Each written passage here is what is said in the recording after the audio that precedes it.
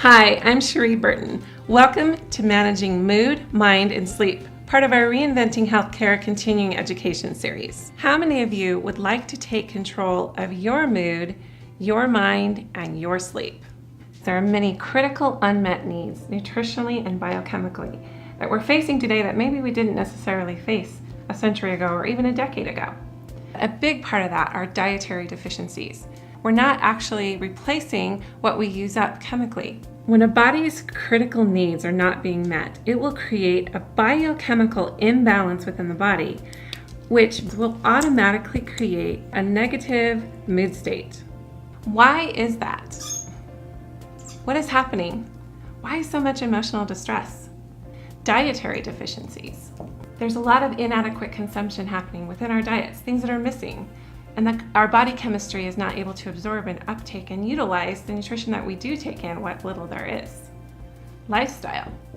Many lifestyle imbalances and both dietary and lifestyle toxicity.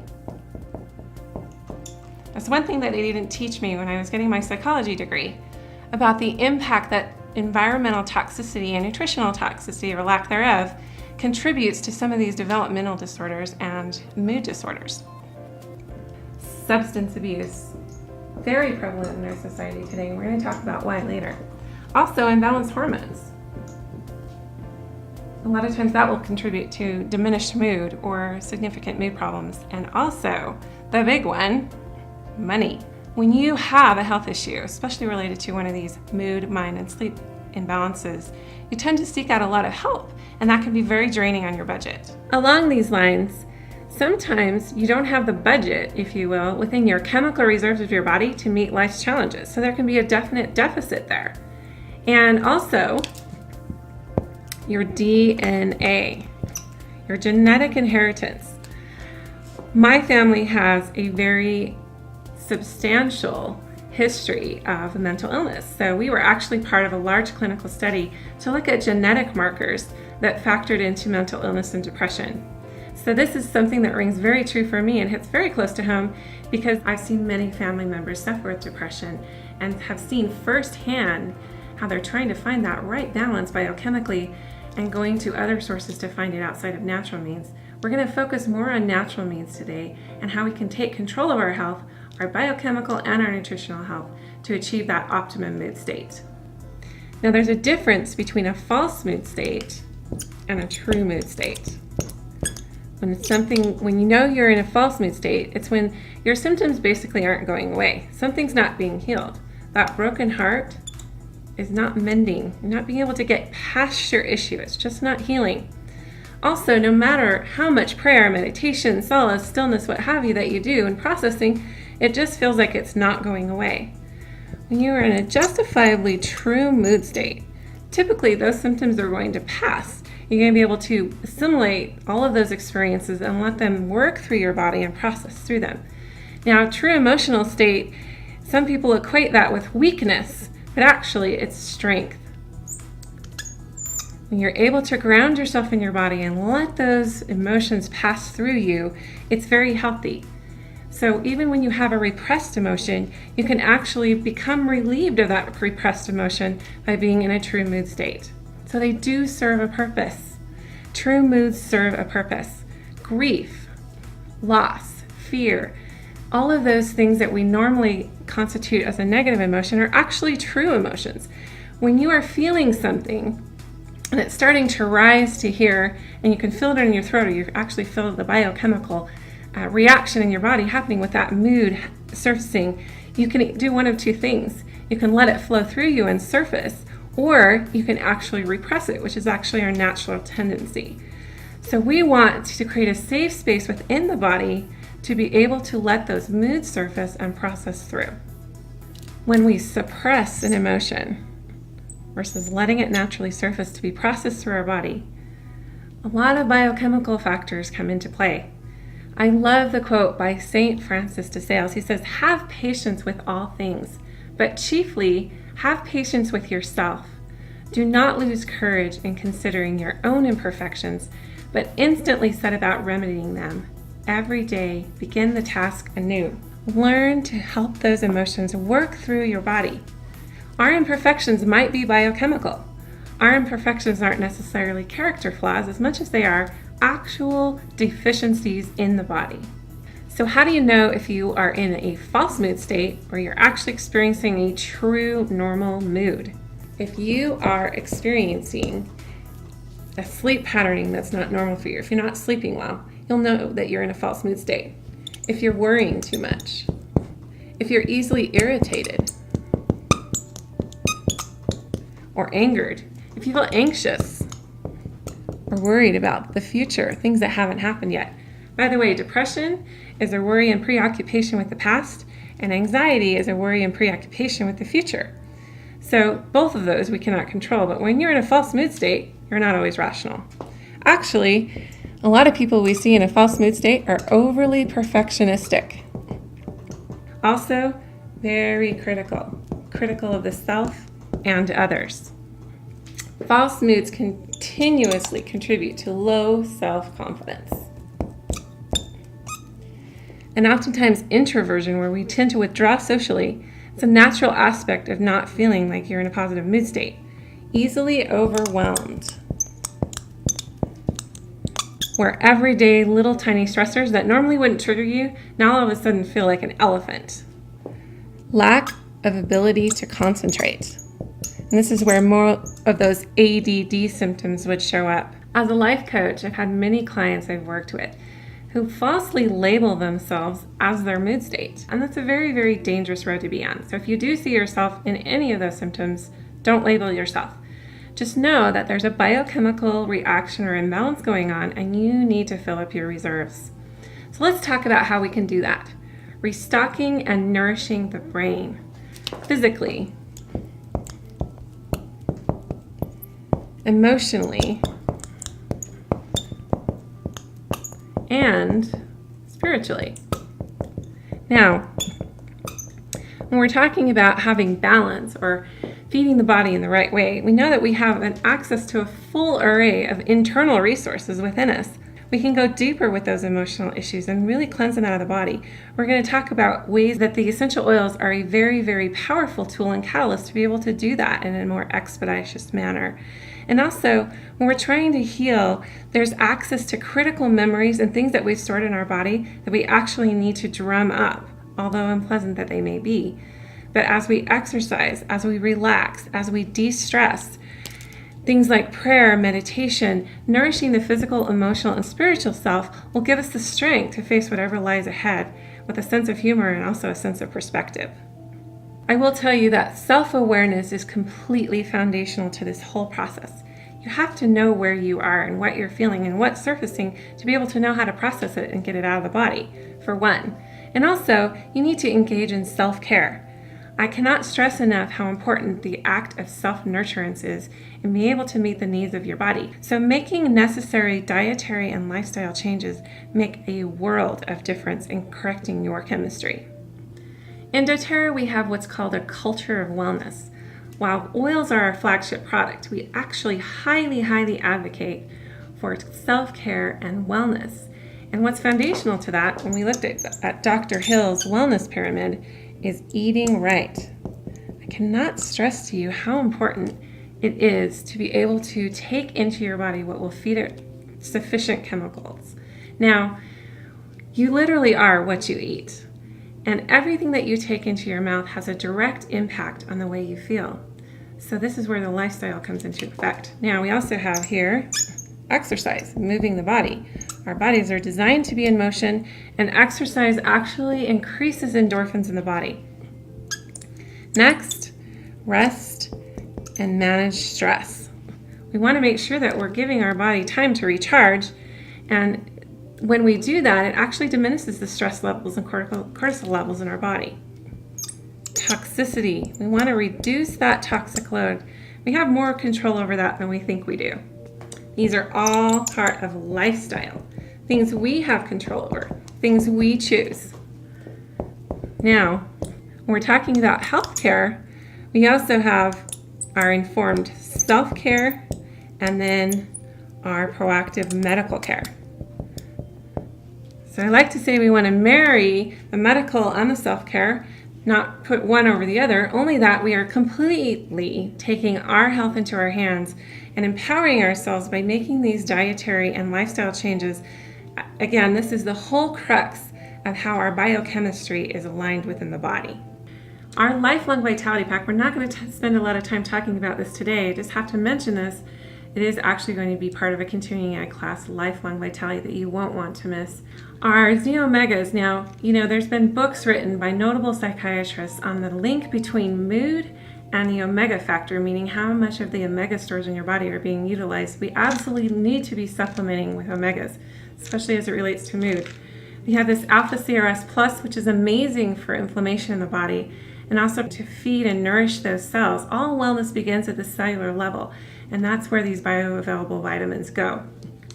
And then we're talking also about VMZ, which is our vitamin mineral supplements, which provide 72 trace organic minerals to feed that nutrition in the body.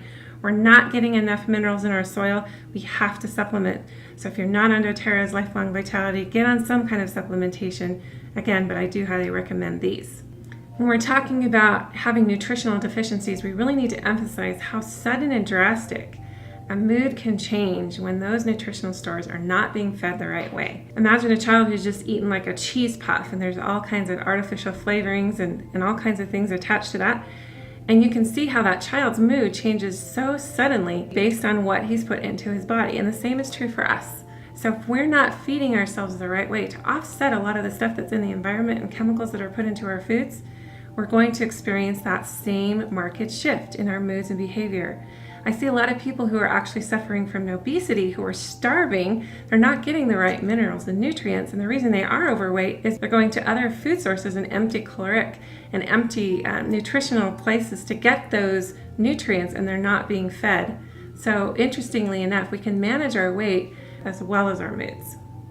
So another very important aspect of that nutritional absorption is through our digestive enzymes. We don't always eat a lot of live foods, and so a lot of the enzymes are lacking in our diet. We eat a lot of protein, for example, but a lot of the amino acids in that protein, like tryptophan, can't be absorbed the right way and made bioavailable in the body to convert to serotonin, for example, which contributes to an elevated mood. Same is true for phenylalanine. It doesn't always convert to endorphins in the right way because we aren't absorbing those amino acids and utilizing them in the body the way that we could. So utilizing the Terrazyme for digestive purposes will contribute a great deal to an elevated mood and high energy levels. In understanding the need to make these vital amino acids more bioavailable, Laura Jacobs searched for an essential oil to assist in this process. She discovered ginger is the perfect partner for that. Not only is it famous for assisting in digestion, but it's effective also because it contains an upwards of 90% of sesquiterpenes and is well known for its capacity to oxygenate the brain. So what better oil to partner with for optimal brain chemistry?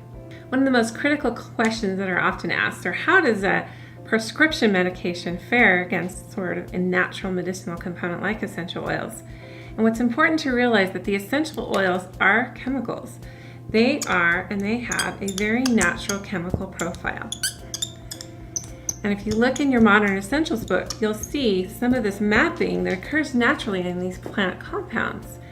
Now, prescription medications are formulated to actually try to mimic what exists naturally in these plant compounds. And even if you alter one molecule or one atomic structure just a little bit and tweak it just a little bit, you're going to have an entirely different chemical profile.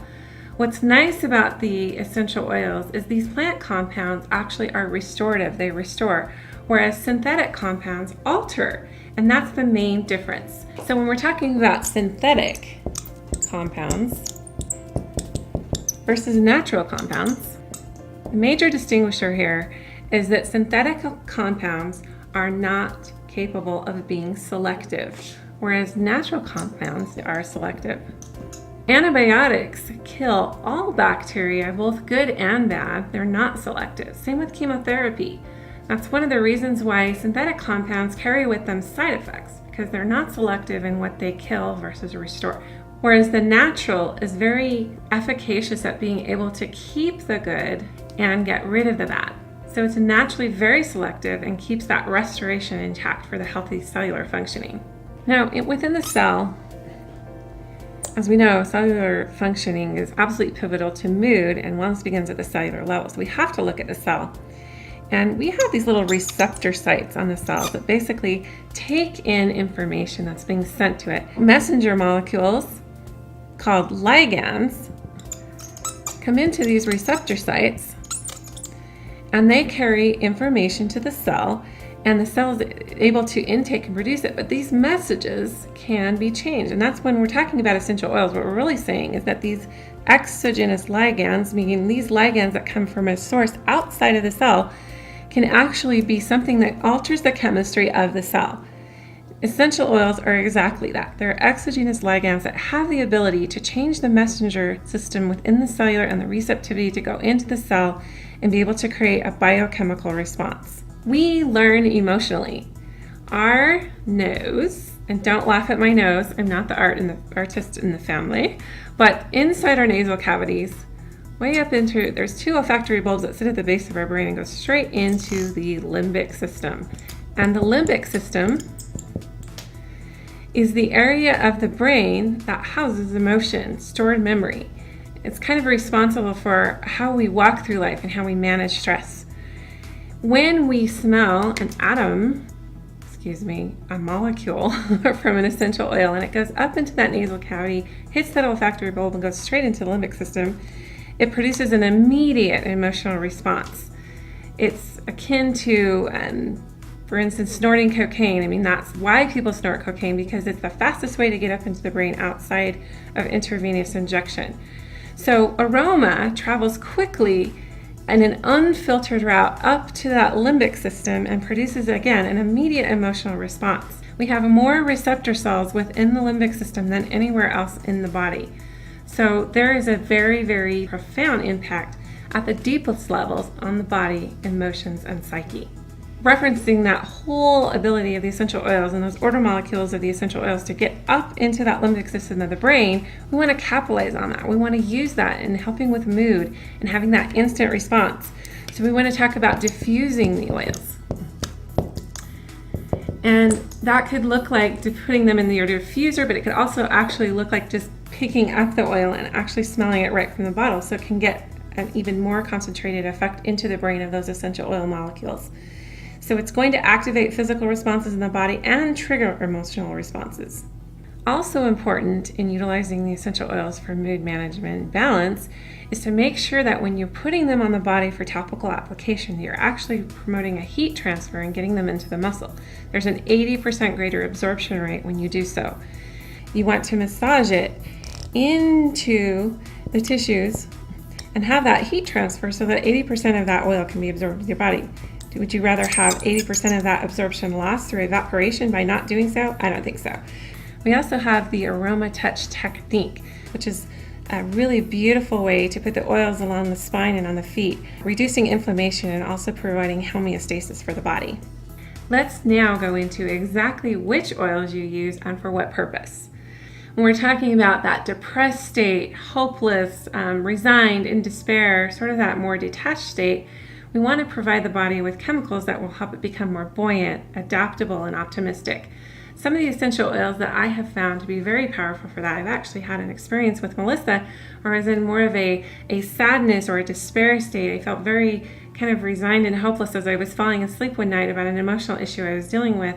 I put the Melissa on in key points, my temples, on the back of my neck, and on my heart, and I actually was able to process through that night. I actually smelled Melissa on and off during the whole night. When I woke up in the morning, that issue felt like it had been lifted from me. So elevation, frankincense, Melissa, any citrus oil really is going to be great for that buoyancy and bringing that optimistic quality back into the body chemistry. All right, another false mood state is really exacerbated by not getting adequate sleep. Poor sleep equals poor focus. There's a quote by Kathleen Nadeau, who's a PhD. When you're tired, you're deprived of oxygen, which is necessary for the production of chemicals such as dopamine and adrenaline. Even one night of tossing and turning can give you symptoms that resemble ADHD, such as forgetfulness and difficulty maintaining concentration. I don't know about you, but when I don't have a great night's sleep, I really feel it the next day. I don't feel on top of my game. I feel chemically different, and I am chemically different. We also have this other component to our mood states where we want to receive a more calming, more grounding in the body. We're talking about anxiety, phobias, irrational fears, worry, obsessive states. And so addressing sleep and calm, actually the same receptor sites and the same chemicals address both of those issues. When we use essential oils to address sleep, it's automatically going to address the calming issue as well. So oils that would be indicated for that would be the Peaceful Child blend, which is a recipe I'll share with you a little later on. Vetiver and lavender together. Vetiver has been indicated in many studies for ADHD. Roman chamomile, a beautiful, beautiful oil for the body for calming. So if you're not using that one, it's a little lesser known. Great, great oil for inducing those calming states. You know, attention deficit disorders are on the rise. As many as 20% of school-age children exhibit these kind of ADHD, ADD behavior patternings. Over the last 10 years, the average attention span dropped from 12 minutes to a short 5 minutes.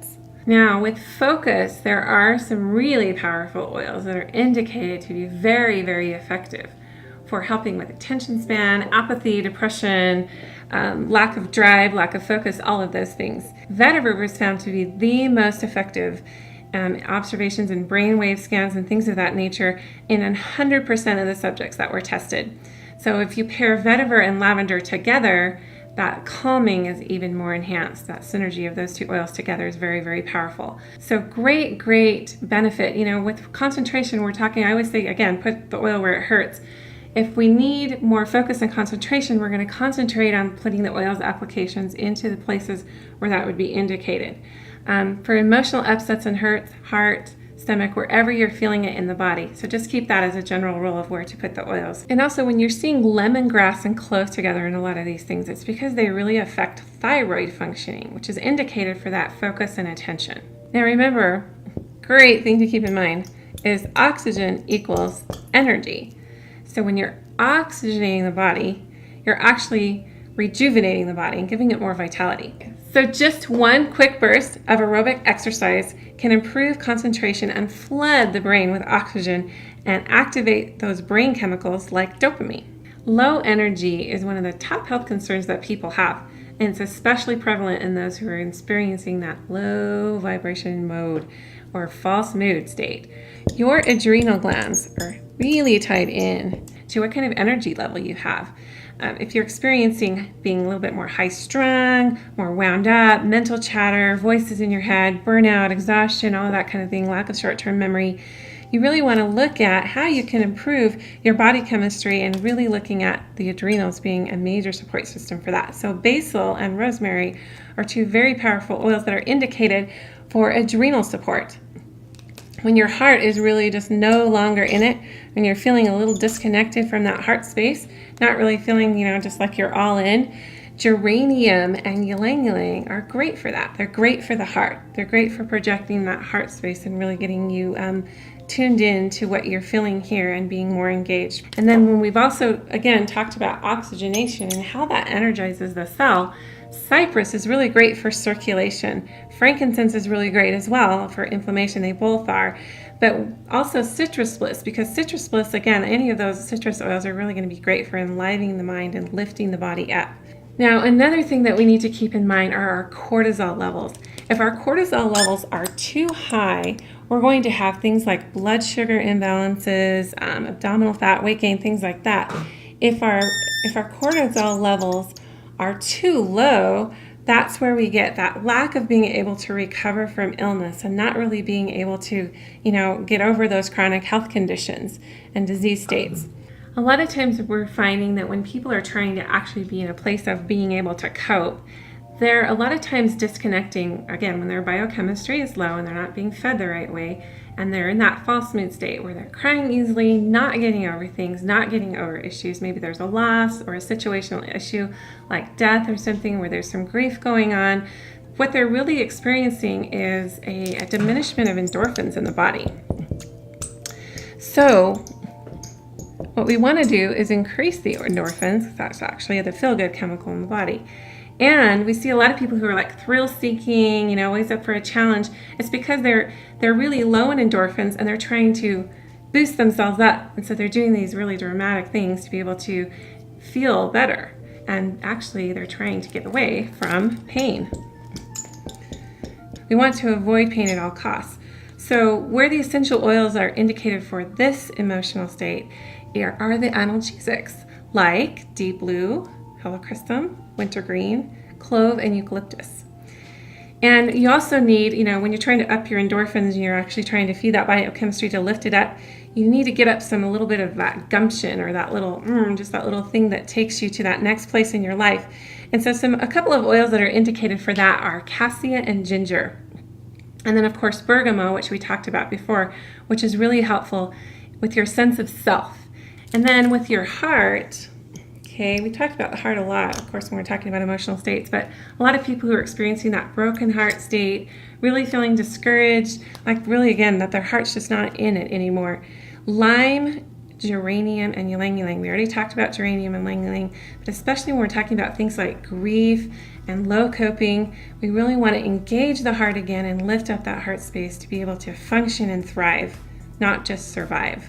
All right, and last, I want to really just kind of share with you a blend that I've kind of referenced on enough throughout this presentation, the Peaceful Child blend, and that we have to give credit to Deborah Gardner, who has actually been the one to formulate this and put this together. But this is a wonderful, wonderful blend for bringing you to all of those restorative places that we were talking about. Calming the mind from chatter, nourishing and protecting the brain and nervous system, more of that sedative effect on the body, and calming, soothing, and stabilizing and balancing the body. I love this. I actually put this in a little roller bottle that I got from Aroma Tools, and I actually put it on my 10-year-old son's spine every single night. He actually asks me for it, and I know that it's because he needs it and he sees the value in, and it helps him to come to a state of calming and promote sleep for him. So you can find this recipe on your TerraPad, and it's amazing. The key component in this is actually vetiver. It's got more vetiver in it than any other essential oil, and we've already talked about the benefits of vetiver on calming, and especially in children. But adults can use Peaceful Child as well. I use Peaceful Child. I know a lot of my clients use it, and some people in my doTERRA organization are finding great results for adults with anxiety and who are needing a little bit more help with calming anxious states in the body and coming to a state of balance. Now, for those of you who have not taken advantage of our loyalty rewards program, I would really encourage you to look at it. It's the smartest way to get oils, and it's the smartest way to build your natural home pharmacy. As I've been sharing this presentation, you probably noticed some oils that are indicated for something that maybe you're struggling with, or a loved one in your close to you is struggling with. The best way to build those stores and to get those oils and receive product credit points for those is to go on our loyalty rewards program. Now, we also have a program called the Product of the Month Club. If you have your loyalty rewards set for 125 PV and it goes out on or before the 15th of the month, you're going to get another free oil. Last month it was balance, which, as we know, we've heard about the benefits of balance today. So just remember that if you're going to build a natural home pharmacy and slowly build your oil supply over time, this is absolutely the smartest way to do that.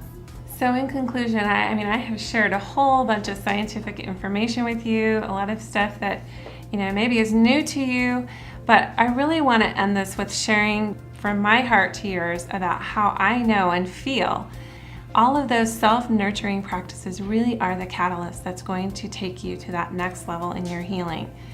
And we're not saying that this is a cure-all, but we are saying that when you advocate for yourself and experience those authentic emotions and not continue to repress those false emotions, you are going to notice a marked shift in how you feel and how you process and walk through life.